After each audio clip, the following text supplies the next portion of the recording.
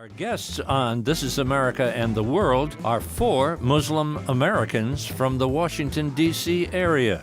On the next two programs, they'll share their experiences of being a Muslim, their reaction to the term Islamic terrorism, and the values that Islam brings to America. This is America and the World. So thank you all for sitting down and educating us about what it's like to be a Muslim in America today. Yeah, take a deep breath. What a big topic, huh? But let's start out with the idea of just being a Muslim. What does that mean? Infathir, right? Is that the correct pronunciation of it? Yes, that is the correct pronunciation. Infathir. When you're at GW, George Washington University, what do your friends call you? Infathir. Oh, they do. They call me Infathir. They got it. They try to look for nicknames, but I'm very adamant. I'm just like, no, you're calling me Infathir.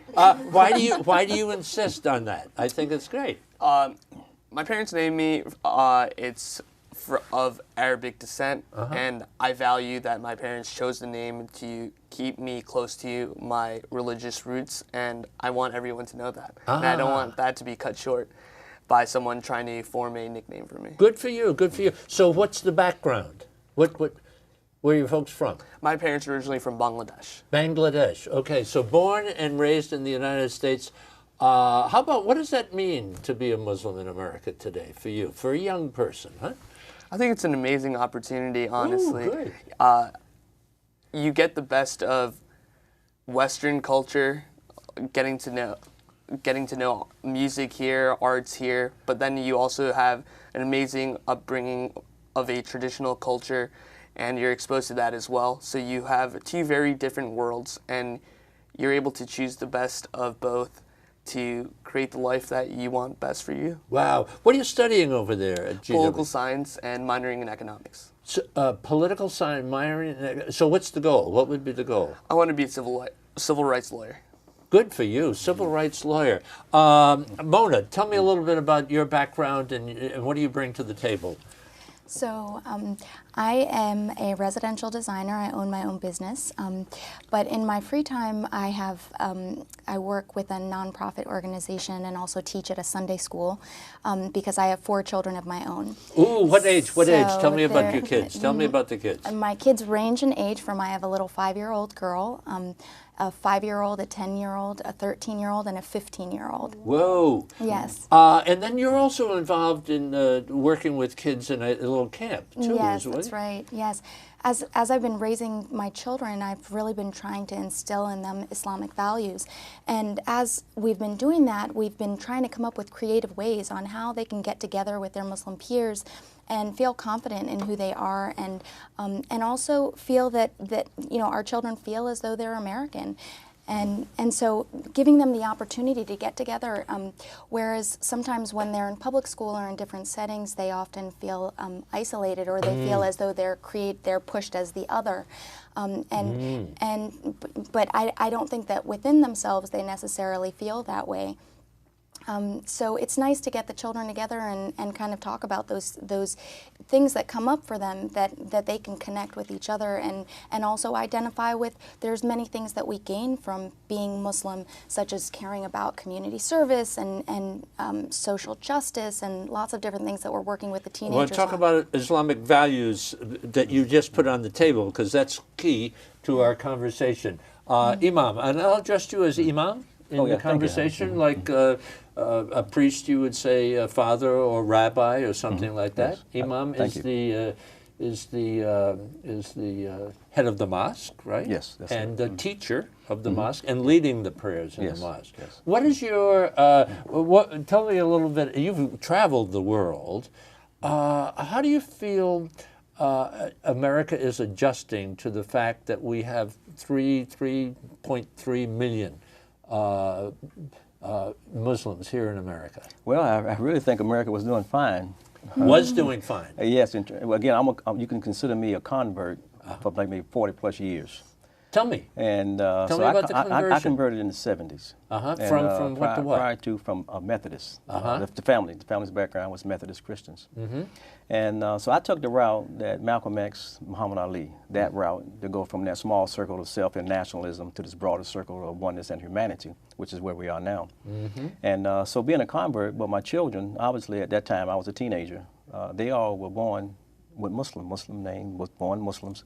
We have 3 children, and we adopted 3 others. Mm-hmm. And so that gives us another perspective. And what led me to a lot of travels was I spent 30 years in the military. Mm-hmm. And of course, did a lot of traveling, and because I'm doing a lot more traveling even now. Mm-hmm. And so I'm seeing that prior to 9/11,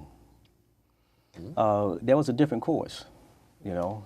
And I've seen this. We basically had a semi-partition, I would say, between immigrant Muslims and those like myself who converted, and that was the majority at some point, because the different cultures were clashing to some degree.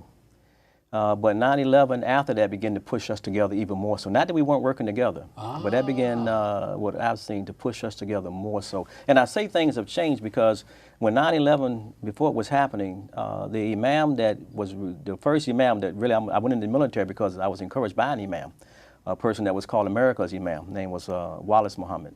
He picked up the American flag, and that inspired me. The story of him doing that inspired me, and I decided to go into the military. When you say picked up the American He flag? actually physically picked up the American flag Where at was a that? time that it was not popular. This is in the 1970s. Okay. And of course you had quote-unquote white Americans were burning the flag then, and of course there was a lot of protests going on. And he himself was even in prison, the same track that Muhammad Ali did by the draft of Asia. Yes, I remember. But he picked it up. He said, if you all won't pick, this is his exact words, if you all won't pick it up, I will. And he physically picked it up. So we got a little something on the table here that I want to make sure everybody weighs in. But the idea of religion and culture, and that they can be different. Talk a little bit about that, Yasmin. Yasmin, and a little bit about your background. You're with the Arab American Institute. I am. Huh? I'm with the Arab American Institute. I'm originally from South Florida and live in the DMV now. And my family is DMV meaning District, Virginia, and Maryland, for right, those sorry. folks who are around. Yeah. Yes. And my family ethnically is Egyptian. I was born there, but moved to the U.S. when I was 1. And yeah, that's There's a lot of a little moving bit. around at 1 year old that I can get here. I guess that's when they start to realize they want a better life for their kids. How do you? How does it feel to be Muslim in America? For me, it's a kind of an interesting question. No offense, like in the sense that like I don't Why really. would you say no offense? I'm sorry. Because I understand that that's like sort of the topic these days with a lot of the rhetoric that's out there about Muslims around the world and now in America specifically. Is it a good question? It's a good question, but for me, it's kind of a question that I don't often really think about because it's who I am. It's how I live my life. I don't necessarily think like.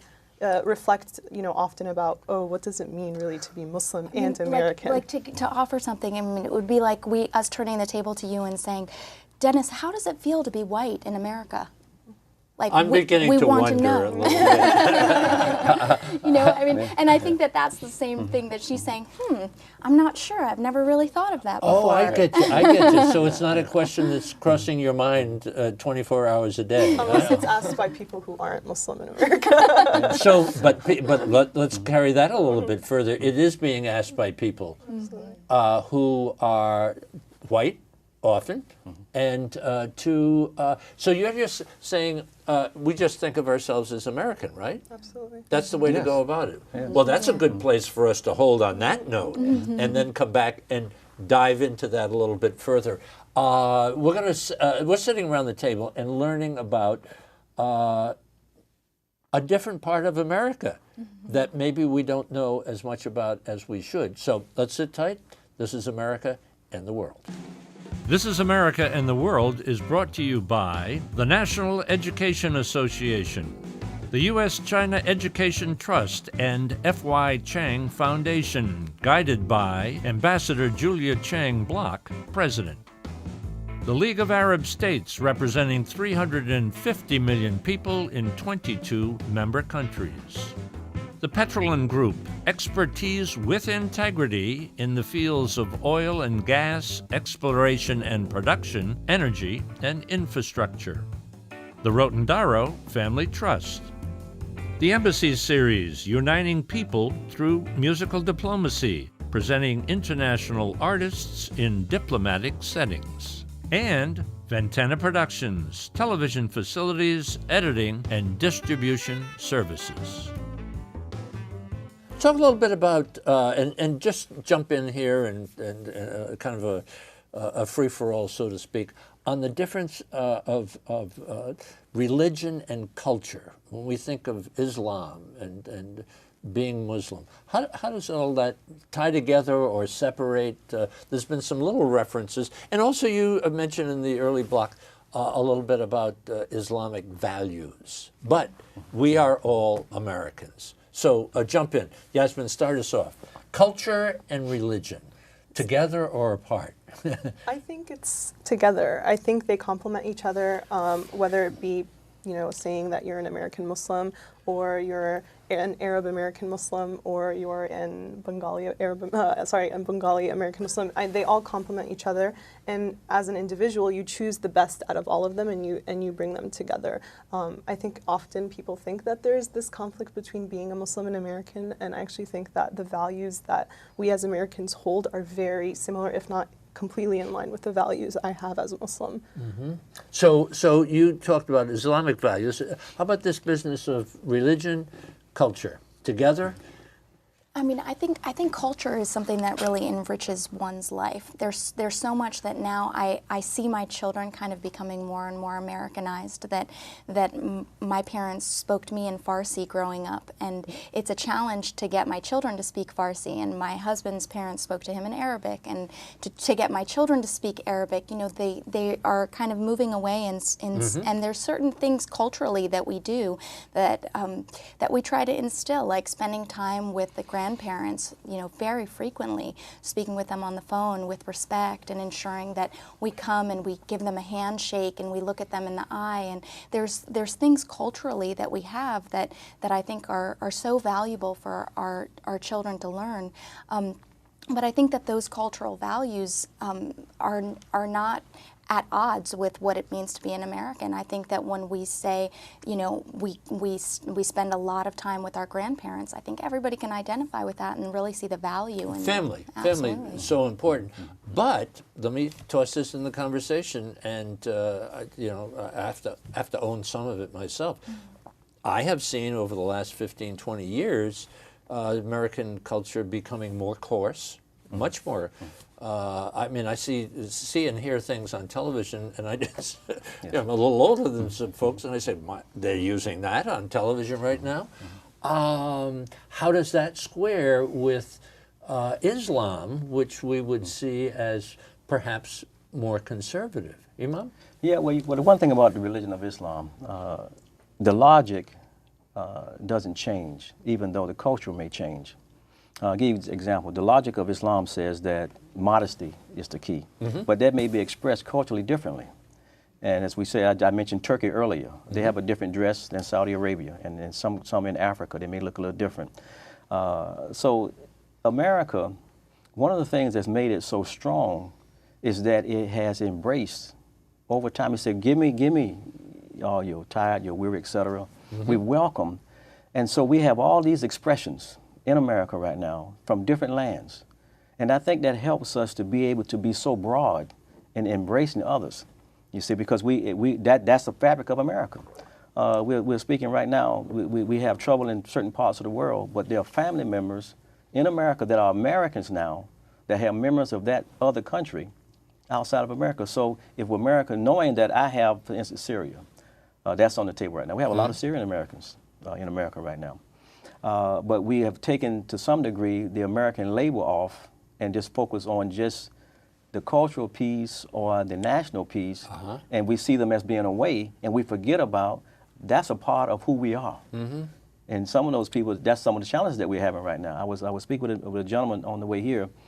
He was concerned. He's from Senegal, and he's American now, but he has family still in Senegal. He was concerned that the way the rules are being spoken about now, that if he were to leave, to come back, it will be so much red tape. Where you been? Where have you been? You know, how long were you there? Who did you go to see?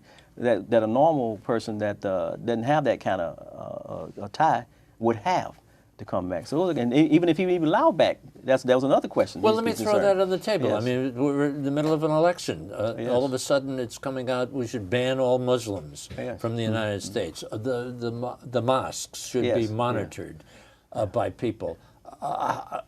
How do you feel? What do you think when you hear that here in America? You're Americans, but Islam is so important. Well, you know to what it's like? It's like being on your favorite sports team, football. You're a member of the team, and all of a sudden, now you've been a champion. You helped the team score points, and all of a sudden, because of your religious identity, somebody on the team says you're no longer welcome on the team. You know, that's how it feels because we're American. We're American first, you know, and we've been very resourceful. As I mentioned, I've served for 30 years in the military, Yes. my life on the line for this country. I wouldn't have it any other way. We have other members who have been here. They're a part of this. They've been born here. They're healthy citizens, and we're citizens. So you're just like a team member. You're a member of the team. We're citizens. To hear a population of our citizens saying that you're no longer welcome after all we've done and all we're doing, and we're a healthy member of the society and this community. And all of a sudden, because of my religious identity, so something's wrong with that picture. You were shaking your head. You were No, nodding yeah. as Imam was speaking. Absolutely. Where I grew up here my whole life, I've integrated into this society. I've lived my life freely, happily, and now all of a sudden there's a huge problem with the Muslim population here. And I think a lot of it stems from stigma from a lot of world events, including the Islamic State and media portrayal of them being a larger threat than they actually are here to us in America, and the constant hammering of it on a lot of our broadcast television and politicians, namely Donald Trump, using that to send a message to Americans all over that we are a threat, when in actuality it's such a minute population that is a threat to the well-being of Americans here. You can say the same thing about the KKK. It's such a small fraction of the actual Christian population, yet they are to represent, they do not represent what Christians are as a whole. And I think it's unfair that in our current state that we are prescribing that to Muslim Americans because of the actions of a few. When you hear or read or see term radical Islam or Islamic terrorists, Mona, what goes through your heart?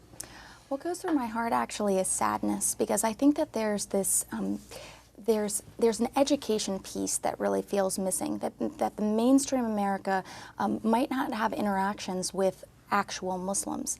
So what the media is portraying of radical Islam sometimes is the only perception or exposure to Islam that they've had before.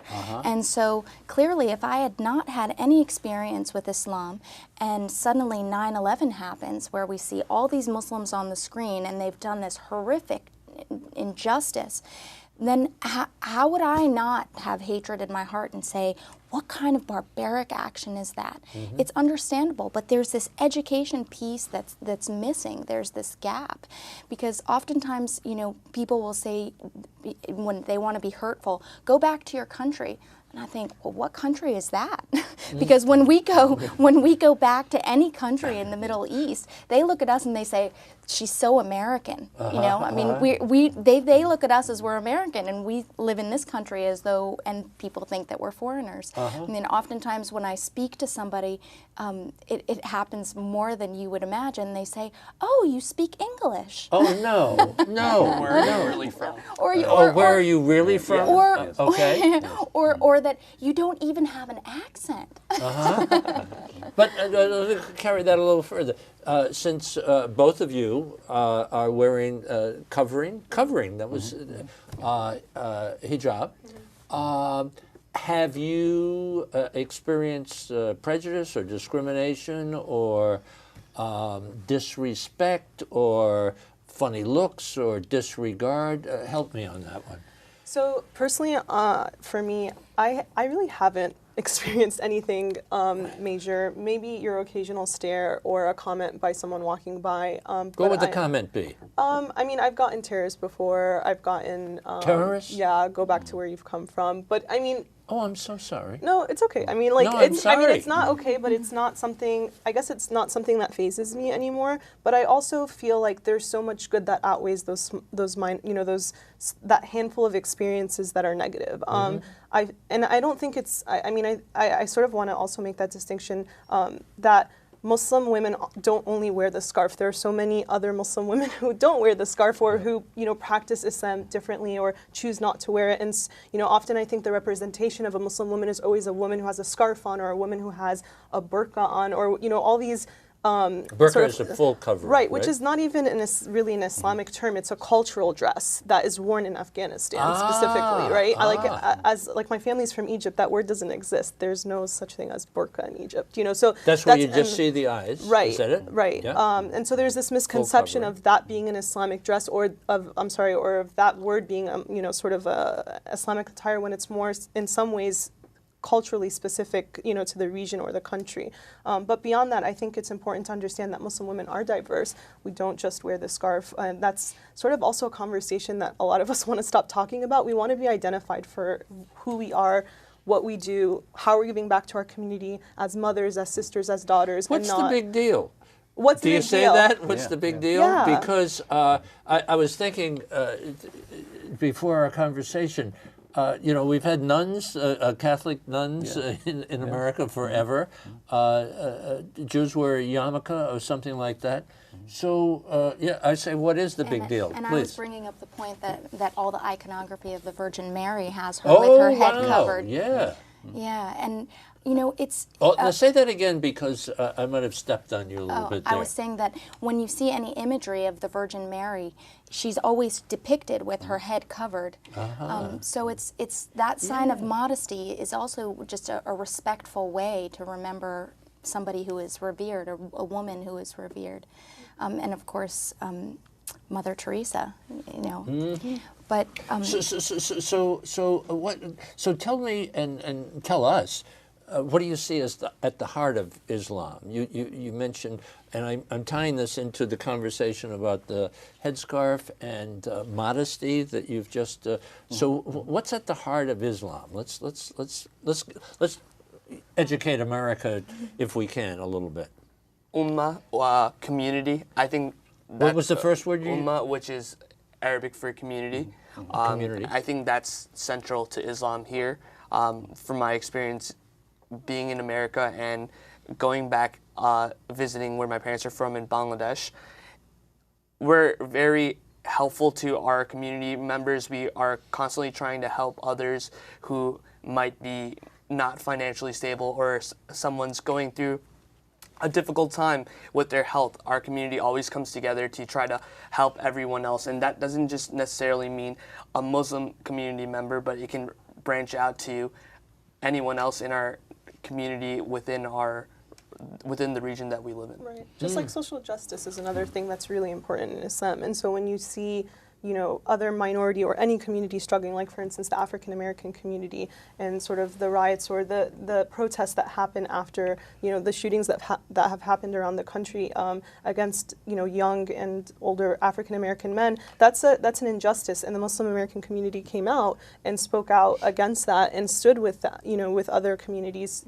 in solidarity. And that's a huge part of what our religion teaches us. This is. I mean, you mentioned earlier about Islamic radicalization, radical Islam. We have a concern with that because Islam, it means peace. Muslim, you hear peace in that, and we say Assalamu alaikum. Yes. And it's peace with who? With yourself and with your fellow man and with your Creator. We find the picture of Islam in harmony, really, with all human beings. When Malcolm X, he went on this pilgrimage. We just finished the pilgrimage, the Hajj season, where you see all of mankind represented. And this is really the picture of what Islam wants. So it's difficult for us as American Muslims and Muslims of different ethnicities coming here to America. Muslims are the most diverse population, religious group in America. How do you mean that? In my mosque right now, the mosque, we have maybe 40%. They're from all around the world. And it's not like what you may say.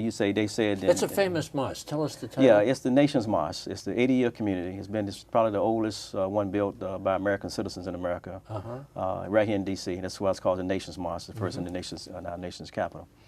And but that's the picture, and so that's why it disappoints us when we see that, because humanity is at the core of Islam, respecting humanity and human first. The labels come second.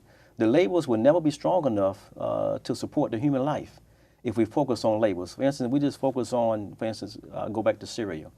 If we're American and we just focus on the label of Syria and we don't see the human picture, that's why we try to get them to see these are children. These are women, these are children, these are people just like you trying to make a living. They're running from ISIS, you know. They need help. For information about This Is America and the World and to watch all of our programs, visit our website, thisisamerica.net, and look for us on Facebook and Twitter. This Is America and the World is brought to you by the National Education Association, the U.S.-China Education Trust, and F.Y. Chang Foundation, guided by Ambassador Julia Chang Block, President. The League of Arab States, representing 350 million people in 22 member countries. The Petrolin Group, expertise with integrity in the fields of oil and gas, exploration and production, energy, and infrastructure. The Rotendaro Family Trust. The Embassy Series, uniting people through musical diplomacy, presenting international artists in diplomatic settings. And Ventana Productions, television facilities, editing, and distribution services.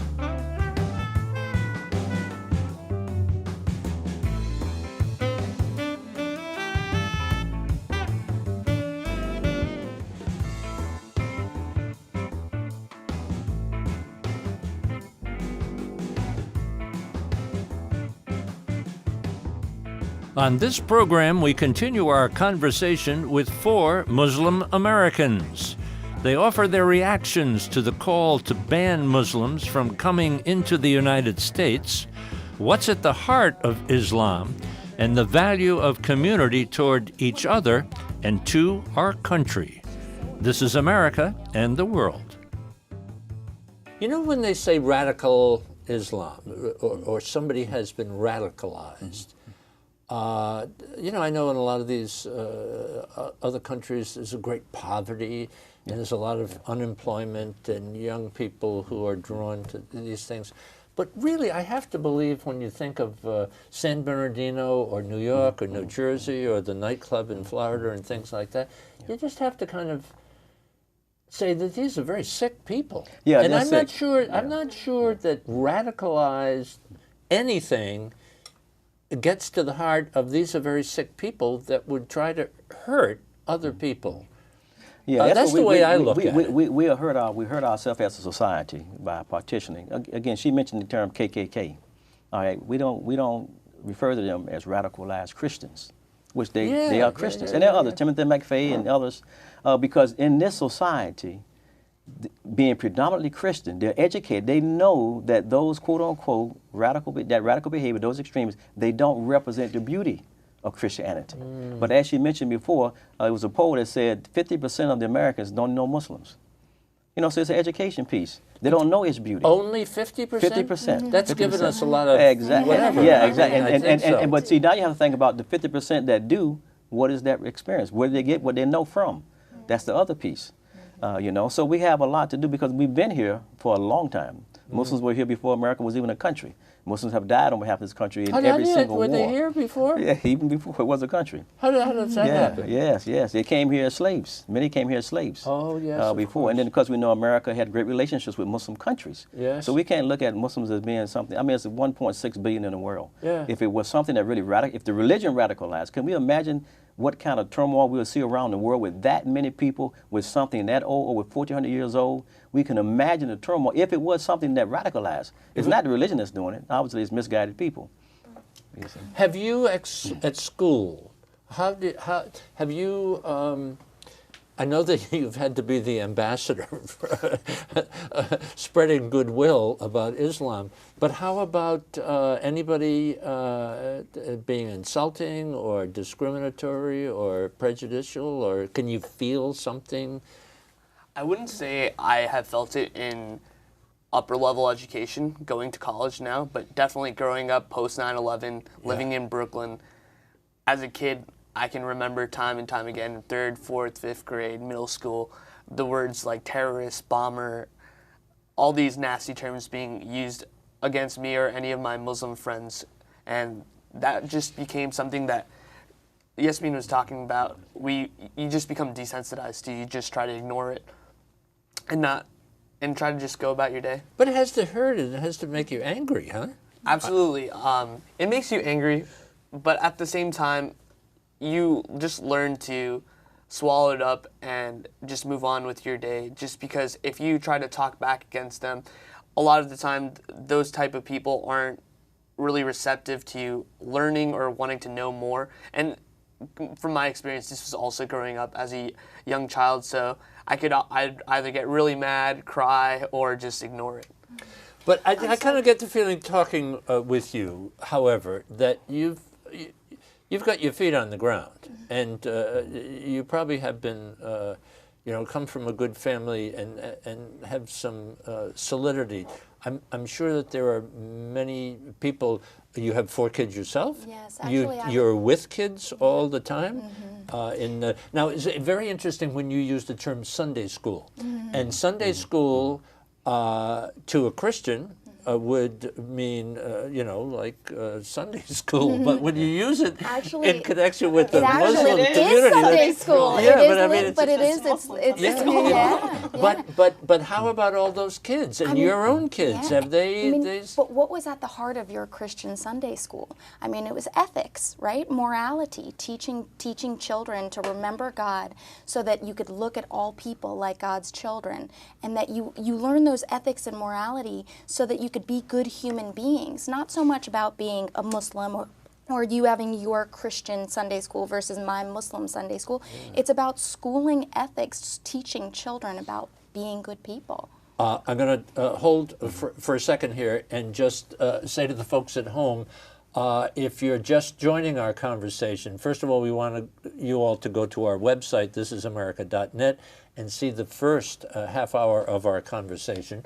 We're in a second half hour of a conversation with 4 just wonderful American people learning about Islam and some of the prejudices and discriminations that some of us may hold, and just learning a little bit about how to accept each other just as human beings. Huh? What makes you angry? What makes you really angry in this whole business of Islam and being Muslim but being American at the same time, and stereotypes and misconceptions? What do you want us to know? What do you want us to take away? Huh? What makes me angry, I would say, is when I see another unfortunate attack of some sort and the person happens to be of a Muslim background. It's really sad, but I think a lot of Muslims or Arabs or other ethnic groups can relate to sort of crossing your fingers when you hear that there's some sort of attack and just hoping to God that they're not Muslim. And it's obviously being upset and sad about what has happened, but also understanding what that means to you and to your community. I'm tired. I'm tired of like having to see these things on TV. As a country, we don't want to be going through this in any way. But I'm also tired on another level as a Muslim, having my religion, demonized on a regular basis. Just like the Imam had mentioned earlier, when you hear Islamic radicalization, it's sort of like an oxymoron, because Islam is such a peaceful religion. It's not that we're innocent in any way, or that there isn't, flaws within the community, or that there aren't bad people. They exist, just like they exist in any community. Mm-hmm. But the religion teaches, community. It teaches unity. It teaches giving back. There's not the sense of, this terror and horror that you're seeing, throughout the world, unfortunately, in some cases. And so, That's what I'm tired of. What are you tired of, Iman? What are you angry about? What I'm angry about, I mean, Yes, that as please. well, but it disappoints me when we find leaders in the country not challenged. Knowing America's great history, how Muslims have been a part of this fabric for so long, the relationship that this country has had with Morocco and Tunisia and others. In fact, Muslims had to protect our most precious cargo, people and resources. And then to look at a leader not doing what President Bush did when 9/11 happened. He went to a mosque immediately, and he said, that is not the true face of Islam. That's the president now. And he got support in the society for the most part. We've had more spikes in anti-Muslim sentiments and attacks in the last year than since 9/11. That tells us that there's not enough speaking out. They're being too quiet and too silent, and they're allowing their citizens who vote for these people and put them in office, they're allowing their citizens and their country to be divided. I was in the military when 9/11 happened. I was in an operation that involved foreign nationals who are now American citizens, and we had a very serious mission. They began to be, when we talk about this demonized picture, some of those individuals who are now on our team from the Arab world were helping us fight the enemy. But certain Americans, young Americans, began to make disparaging comments about them, ragheads, etc., telling them to get out, go home. Production began to go down because they were made to feel uncomfortable now in the environment. And that hurt the mission. The commander came to me and asked me to do something about it because I was very active as a Muslim. And one of the things I did was I said, we got to educate the people. And I pulled about 40 points, powerful points in terms of what Muslims have been doing in America, and particularly, specifically dealing with defending and protecting and putting their life on the line. And I reduced that to about 27 points. And the first thing on my list, just to get an idea how that list went, the very first thing at the top of my list was, during that time, the commander-in-chief of the military, I started with that, his #1 doctor was a Muslim. Our commander-in-chief, his life was entrusted to a Muslim. You see, and you can imagine how the rest of the list went from there, from the top on down, in terms of how Muslims are so engaged in helping and protecting and defending this life. So we should have more of our leaders. It bothers me when they let that go, statements go about the citizens here, when they say something about Muslims, broad brush it. And I do like the fact that the president doesn't like to attach Islam with the terrorism, because that's not the religion, doesn't produce that. This is America and the World is brought to you by the National Education Association, the U.S.-China Education Trust, and F.Y. Chang Foundation, guided by Ambassador Julia Chang Block, President. The League of Arab States, representing 350 million people in 22 member countries. The Petrolin Group, expertise with integrity in the fields of oil and gas, exploration and production, energy, and infrastructure. The Rotendaro Family Trust. The Embassy Series, uniting people through musical diplomacy, presenting international artists in diplomatic settings. And Ventana Productions, television facilities, editing, and distribution services. Mona, how about pick up the thread? Well, actually, you know what? I wanted to kind of flip your question and say you were asking what makes them angry, but I think that there's also a flip side to that question to say what is the good that could potentially come? At the end of the day, this is the predicament that we're in. And I think that it requires that our children learn deeply what is Islam. You know, in a different way that I felt like when I was growing up, I was kind of allowed to slip under the rug. You know, there was questions that I had, but I kind of just went along for the ride, and it wasn't really until college that I started to really question, why do we do this, and why are we doing that? But now I feel as though from a young age the children are being questioned, and those questions are challenging, but it's also creating an enlightenment, I think, in the Muslims that are practicing, that then they also have to then rise up within themselves and become these ambassadors, as he said, you know, that suddenly they have to actually live, okay, if I want to wear a headscarf, what kind of behavior do I need to show the world that if this is the thing that they're showing on TV, how can I prove that that's actually not the case? How can I show from my example of a human being the quality of what a Muslim is? Does that make you have to be better than? Because we've heard that before. Yeah, no, I absolutely don't think so. No, I think don't it mean makes better it than, better than yourself. I think everybody's always trying to improve their own being, right? So trying to be more patient, trying to be more understanding, trying to connect better with other human beings. I think as long as your struggle is an internal struggle, then you're always working towards the betterment of your own self. But there is that pressure sometimes that you sort of have to always be on your best Yeah, behavior, yeah, right? that's Like a that lot of- because you are representing at the end of the day, whether you want to or not.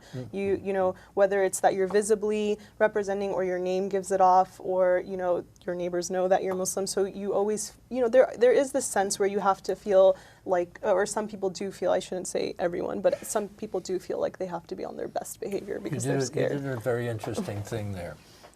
When you talked about, and your neighbors know you're Muslim. Yeah. You did kind of a little, almost like a little ducking kind Yeah. of thing. Yeah, because you do. Yes. I mean, there are. When I was in Florida, because I grew up in South Florida, there was a time where there was this anti-Muslim group that basically was mailing people DVDs about how, you know, you should be careful about your Muslim neighbor and how terrorists are growing in this country and there are sleeper cells all around us. And so you become fearful of leaving your house and you think to yourself, oh my God, my neighbor probably thinks that, like, when I have friends over that we're planning something or that we're doing something. Oh my God, you're back there making bombs or something along like that. along those lines. Oh so, my God. So I mean, never thought of I that. remember, you know, when we would move to a new house, we would make a conscious effort to knock on our neighbors' doors and try to introduce them, you know, Say, to "Hi, say, hi, I'm I'm nice. so and so, I'm nice. I'm your neighbor, I just I'm moved nice." in. You know, you feel like you almost have to do that. Like, hi, I'm not, you know, don't worry about me. I want to go back. I want you to jump in, and you have a thought. And I want to ask you a follow-up question. Go ahead. No, whatever you have. So I was definitely going to say I agree that it does give us, as Muslim Americans, more of a chance to learn more about who we are identity-wise, but it does give us more pressure to be that ambassador that we were talking about earlier. And I don't think that's a pressure that everyone wants to have. And so I think that it's more up to fixing our education system and making sure that people all across the nation are aware of what Islam is and what basic other religions are, so that they can understand and just know that they're also just people as well, with just a different belief set. But you know what I just thought of when you were talking about that? I was thinking of being on television, and you're out and about, and some people recognize you. So if you're there, then if something goes wrong at CVS or in the bank, I mean, you can't get angry because, you know, somebody may know who you are, and then all of a sudden you end up in the Washington Post in the columns. Not so much nowadays as before. But I would think there's a lot of pressure sometimes not to be yourself because of an example, especially if you're covered, to show you know, the world that we're okay. If I could, you know, count the amount of times I've had, you know, people come up to me and ask me about Islam, or, you know, ask me why I wear the scarf. I mean, they're positive encounters, right? You know, I hope you don't mind. Can I ask you, you know, why do you wear that? Or I've had people who've come up to me and be like, I'm really sorry. I hope, you know, I'm sorry that your community is going through this. Or I've had negative experiences where a gentleman will say, you know, you're really brave wearing that here. And I'm like, oh, thanks. What does that mean? Wow. You know, and Wow. so but I go back to that point. For me personally, the good outweighs the bad. I feel like the opportunities, maybe for me with wearing the hijab, the scarf, it's brought an opportunity for people to come and feel comfortable enough to come and speak to me and ask me questions, and I appreciate that. I'd rather someone ask me than assume. Yeah, because we're friendly, so we'll talk about it. We'll engage in conversation. But I want to make two points too. Imam. One of the points she made earlier, this even for Sunday school, but for mosques, there's another study that was done earlier this year that showed that the more you go to the mosque, the more you embrace your identity, and the more you engage in serving this society. And it's showing that Muslims are the most community service oriented Yeah, you've all mentioned that, Protestants Jews, Catholics, those were the ones they were polled against. Yeah, Then those religious groups, Muslims were more involved in society. And it's showing that going to the mosque doesn't radicalize, but makes you more contributing to society. Because again, we talked about what the religion teaches. And it tells us really that the people who are involved in extremism, the ones that you've even mentioned, they don't know the religion. Most of them are uneducated, they don't know the religion. And a lot of the times they're getting the information off the net. Getting information off the net, but they're not attending mosques. But again, you got to understand the population of Muslims in America are among the most educated Muslims in the world. We put that up against the literacy rate of the other nations where they come from, and look at what's in America. They're the most educated. And so our mosques are producing sound, healthy American citizens who happen to be Muslims. How about discrimination, prejudice, Muslim vis-a-vis African American? Well, about the pressure, for instance, you mentioned that. African Americans felt that they had to perform more. Yeah, that's what I was thinking because of the bigotry and discrimination. Yeah. So really, there is an element of that with Muslims too, and our children. Some of the pressure. I hear from my members many times about what their children are going through because of the pressure and the need to. My son he's an officer in the Army, and he's good at what he does, but there is pressure on him because, again, you got to understand some of those who are coming from those areas where they're fighting, some of them have stigmatized anybody that wears a label as being disloyal, so he has had some problems. You know, although he's been able to overcome all of that because of his characters, is very stellar. I have 2 daughters who Air Force. I have 2 sons, Marines. You know, so they have had challenges because again, if the leaders don't stand up, if the education is not taking place in terms of who Muslims are, this is a significant part of our society. Now, all of our presidents since have said, since 9/11, they've actually said that Islam is the fastest growing religion in my country. This is what they said when they went abroad, in my country. So we should know. I'll give you this piece and then I'll move on. We were threatened to be attacked. The nation's mosque was threatened to be attacked earlier this year by some white supremacist group, armed protests. Our community. I was leading the delegation in Turkey, so it was a concern. But the community wanted to know how should we respond. We have all these relationships with interfaith organizations, and they wanted to come and stand with us and let them see that we are community united. My instructions were, I appreciated it, but I don't want us to do anything in response to what they said. I don't want to give them any attention. I want us to keep awareness up, but let's do what's normal. But what happened was this, Dennis. The neighbors had gotten together, which we didn't know this. And then they came out, they heard, this was publicized about this group coming in. They went out and put signs up on trees and poles saying, this is a hate-free zone. We stand with Masjid Muhammad, our neighbors. That's awesome. Whoa. And that was text to me, and I really felt very comfortable. I'm sure. And I later found out that the neighbors, Washington Post did a story on it, so I was later glad to hear that the neighbors had also agreed that if that group had gotten out, and 2 carloads were observed, but they never stopped. They said if they had gotten out and wanted to do this protest, that the neighbors were going to form a human chain themselves, and we had to do nothing. Wow. That's how we're supposed to be for each other as neighbors. I want to circle back to what Infother has put on the table way at the beginning of our conversation, where you mentioned media and media's portrayal. And we've got about 3 minutes left.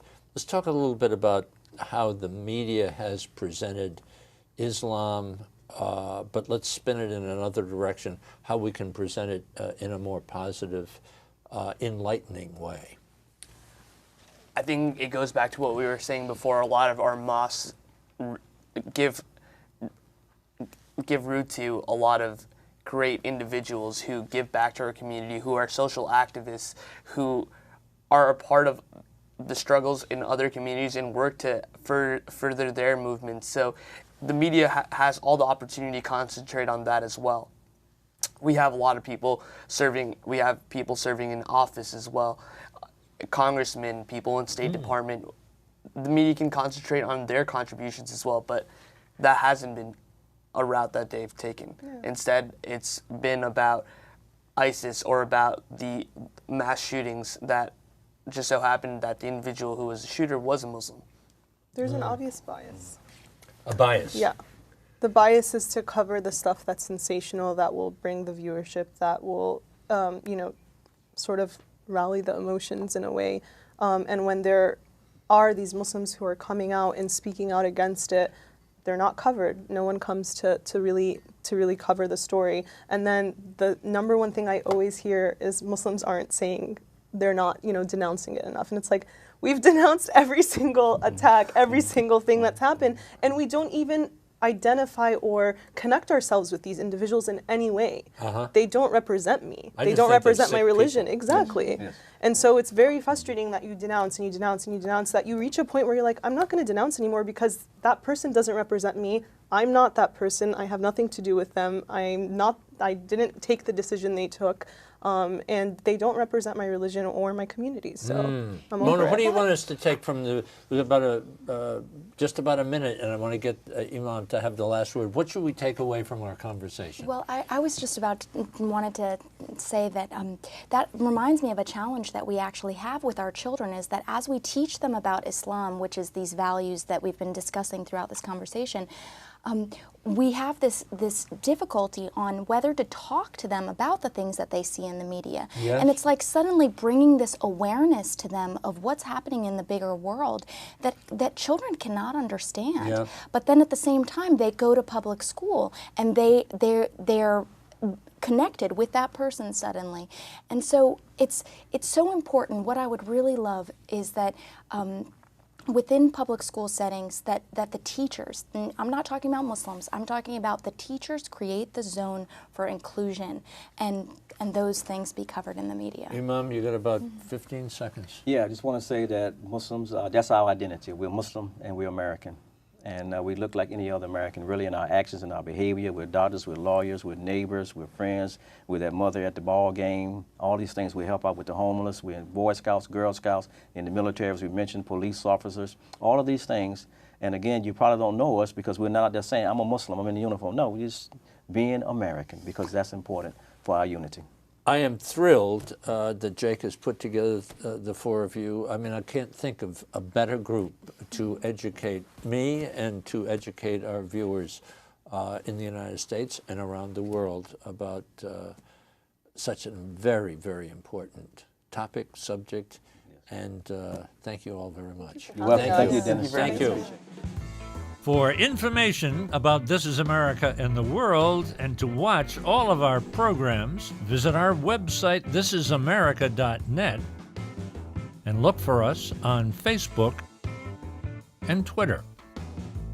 This is America and the World is brought to you by the National Education Association, the U.S.-China Education Trust, and F.Y. Chang Foundation, guided by Ambassador Julia Chang Block, President. The League of Arab States, representing 350 million people in 22 member countries. The Petrolin Group, expertise with integrity in the fields of oil and gas, exploration and production, energy, and infrastructure. The Rotondaro Family Trust. The Embassy Series, uniting people through musical diplomacy, presenting international artists in diplomatic settings. And Ventana Productions, television facilities, editing, and distribution services.